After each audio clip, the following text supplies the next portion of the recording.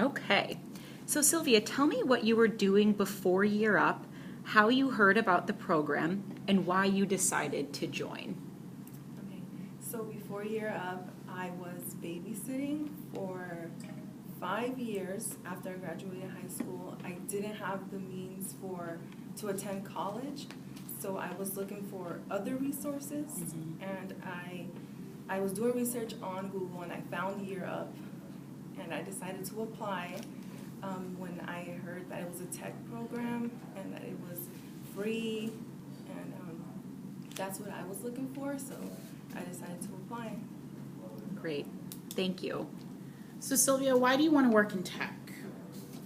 Tech it's always evolving, and it's been around for a very long time, and it's a place where innovation can take place, and you can have like your creative ideas, you can involve your creative ideas into it, and it's very important to you can actually impact the world through technology, and it's important for me to have an impact on the world. So.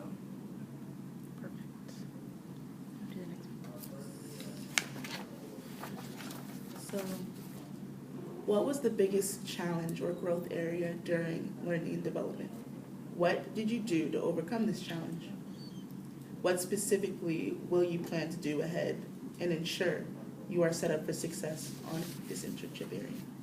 The biggest challenge for me was getting used to new technology, because I wasn't experienced with some of the technology, and many of my peers were, so that was one of my biggest challenges. And the way that I overcame it was looking for extra resources such as tutoring, and then in my free time also picking up the technology and just studying it on my own in order to learn it. And in the future, if that were to happen, I would do the same thing, just study up on the new technology.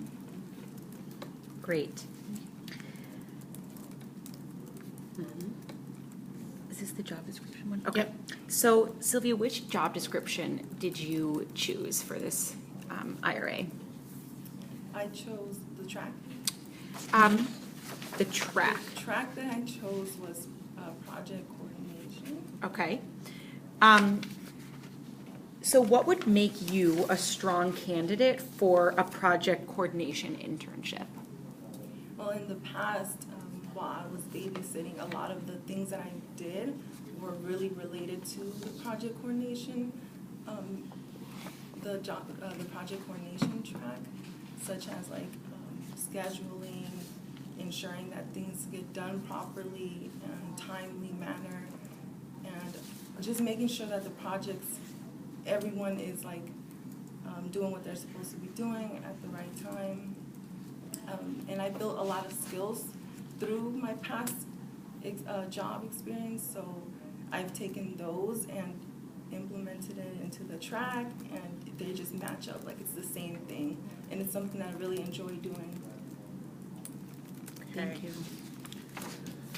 So, Sylvia, I'd love for you to tell me about a time when someone else did not understand your point of view.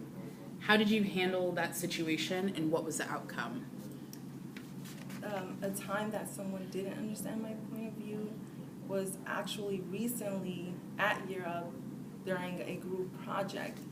The person did not want to, we both had different ideas of how we wanted the project to look, like the PowerPoint. And what I did, the first thing that I did was over-communicate, because even though we were communicating, we weren't communicating effectively. So I believe that the over-communicating and really clarifying what it was that he wanted and what it was that I wanted helped us actually get it done, and we both ended up happy with the results, and we also created a great PowerPoint. Great, thank you. So I'm going to ask you a scenario-based question. If I asked you to schedule and run a weekly 15-minute stand-up check-in meeting with the team so that we can update each other on the projects we're working on. How would you do that? On Outlook, you go into a calendar and create a meeting request, and then you just put the reoccurrence for whatever, how many times that you want it to happen in the time and who you want to be there. How would you run it so that you're updating each other on projects? So scheduling, and then how would you actually execute the meeting?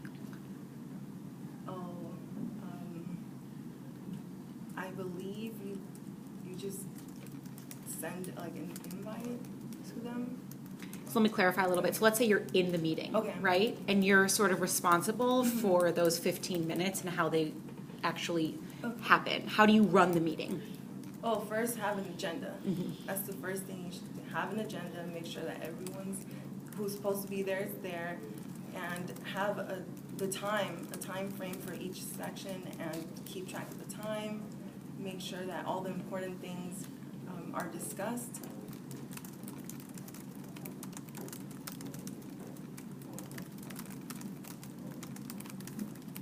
Renee, would you like to ask the last question? Great. The last interview question Oh, before. I thought we don't do another one or two of these? Yeah, that's what I'm saying. Okay. Nope, flip.